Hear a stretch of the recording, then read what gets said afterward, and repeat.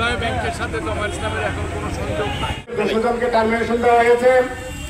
আমাদের কোন এমপ্লয়িকে ব্রাঞ্চ থেকে বের হতে দিচ্ছে না।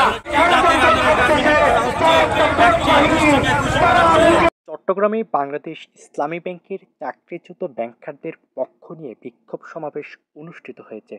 ব্যাংকারদের প্রতি বৈষম্যমূলক আচরণ এবং প্রায় ৫,৫০০ ব্যাংকারকে চাকরি থেকে বাদ দেওয়ার অভিযোগ তুলে নানা রাজনৈতিক ও সামাজিক সংগঠন এতে অংশ নেয়। সোমবার বিকেল ৩টায় চট্টগ্রাম প্রেস ক্লাব চত্বরে অনুষ্ঠিত হয় এই বিক্ষোভ সমাবেশ।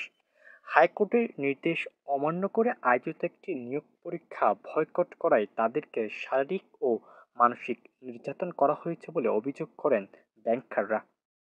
আগামীতে যদি আগামী একদিন খোলা আছে, ওই একদিনের মধ্যে যদি আমাদের সচ্ছলাল ভাইদেরকে যদি চাকরিতে পুনর্বহাল না করে, তাহলে আমরা ইসলামী ব্যাংকের মতিবিরোধী খেলাও করবো ইনশাআল্লাহ।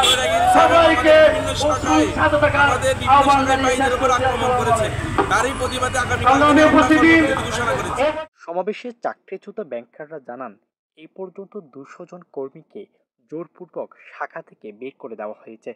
ব্যাংক কর্তৃপক্ষ ক্ষমা চেয়ে নতুন করে পরীক্ষায় অংশ নেওয়ার প্রস্তাব দিয়েছে। এই পর্যন্ত আমাদের 200 জনকে টার্মিনেশন দেওয়া হয়েছে।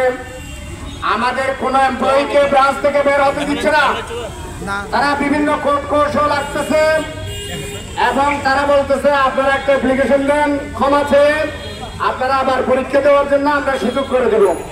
আমরা আপনাদের মাধ্যমে জাতির কাছে এটা জানিয়ে দিতে চাই, আমাদের ভাই বোনদেরকে বিভিন্ন ব্রাঞ্চ থেকে বের হতে দিচ্ছে না।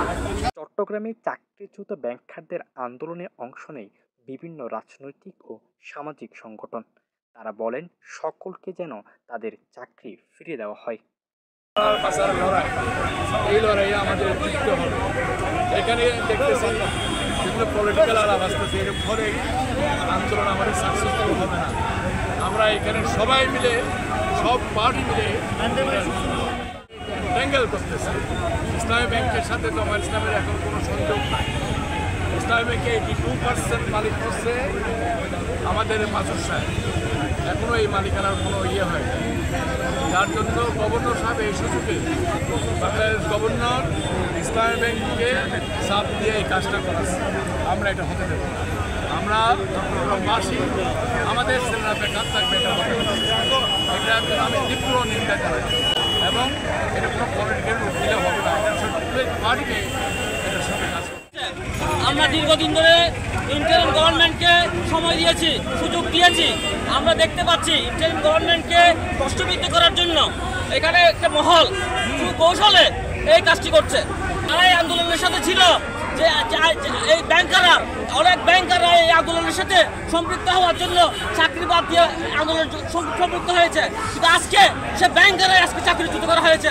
আমরা এই বৈষম্যের তীব্র নিন্দা জানাচ্ছি। বাংলাদেশের মানুষ যখন কথা বলতে পারে নাই, বাংলাদেশের বিভিন্ন লোক সেদিন কথা বলেছে।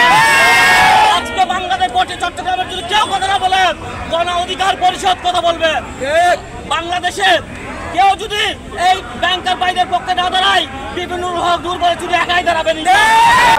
আমরা দেখছি এই সময়ে বাংলাদেশে বেসিক দেওয়ার পরে বিভিন্ন ব্যাংকে ধারাবাহিকভাবে